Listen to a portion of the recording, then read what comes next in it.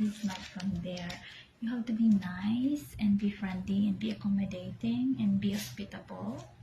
It's not only that I'm a foreigner, even I notice in my Philippines, like the district supervisor coming over, they're not like hospitable enough and not so scared. It's really a higher position working in the government, but they're not really afraid.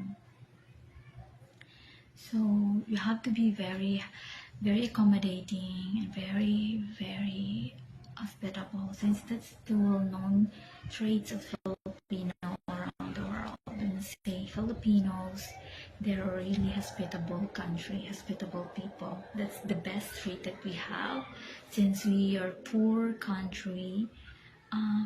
We're not really that poor, but for me, I was born poor.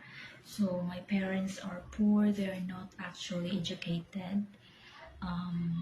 They're not professionals. So I was actually born